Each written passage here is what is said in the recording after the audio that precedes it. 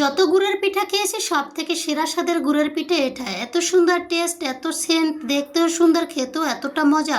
কাঁঠালের গুড় দিয়ে আজকে পুলি পিঠা তৈরি করেছি, এতটা মজা হয়েছে ভাবতে পারিনি। সেজন্য আমি আজকে তোমাদের সাথে এই রেসিপিটা শেয়ার করার জন্য চলে এসেছি। দেখো, প্রথমে আমি নারকেল নিয়েছি, নারকেলটাকে ব্লেন্ড করে এভাবে ঝুড়ো করে নিয়েছি।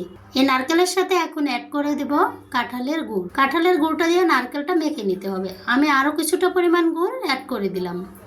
গুড় আর নারকেলটাকে আমি এখন ভালোভাবে মেখে নেব।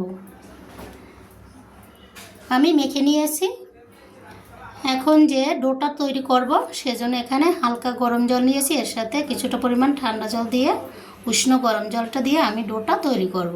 এক বাটির মতো সুজি নিয়েছি, সুজিটাকে আমি উষ্ণ গরম জলে মেখে নেব। আমাদের ডোটা সফট ও নরম তুলতুলে হবে, সেজন্য আমি গরম জলে সুজিটাকে মেখে নিয়েছি। অ্যাড করে দেব এক বাটির মতো ময়দাটাকে দিয়ে আমরা ডোটা ভালোভাবে মেখে তৈরি করে নেব।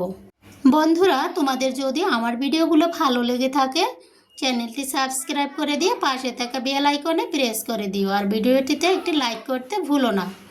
আমি ডোটা এভাবে তৈরি করে নিয়েছি। ডোটাকে আমি বেলে নিয়েছি। এই শেপের আমি একটা কৌটোর মুখা নিয়েছি। এই মুখা দিয়ে আমি পিঠার শেপগুলো দিয়ে নেব। দেখো, আমি এই শেপে করে পিঠাগুলো কেটে নিয়েছি। আজকের পিঠাগুলো আমার একটু বড় শেপে কেটে নিয়েছি, পিঠাটাও বড় তৈরি করব। দেখো কত বড় করে আমি পিঠাটা তৈরি করেছি।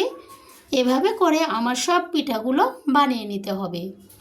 বিভিন্ন শেপের তোমরা বানিয়ে নিতে পারো। আমি এইভাবে আমার যতগুলি পিঠা হবে সবগুলো পিঠাই আমি এই শেপ দিয়ে বানিয়ে নেব। দেখো আমার পিঠাটা কেমন লাগছে। এইভাবে আমি সব পিঠাগুলো বানিয়ে নিয়েছি। এখন কড়াইতে তেল দিয়ে দিলাম পিঠাগুলোকে ভেজে নেওয়ার জন্য। পিঠাগুলো এই যে আমি বানিয়ে নিয়েছি। এখন এগুলোকে সুন্দর করে তেলে ভেজে নিতে হবে। বড় সাইজের পিঠাগুলো একটু সময় নিয়ে আমাদের ভেজে নিতে হবে। আমি একটু শেপ দিয়েছি পিঠার চারপাশে, দেখতে ভালোই লাগে।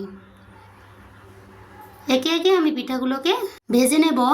আর চুলা আমাদের মাঝারি আঁচে রাখতে হবে, কারণ হাই আঁচে এগুলো ভাজলে পুড়ে যেতে পারে। তাই মাঝারি আঁচে ভেজে নিলে পিঠাটা ভালো ভাজা হবে।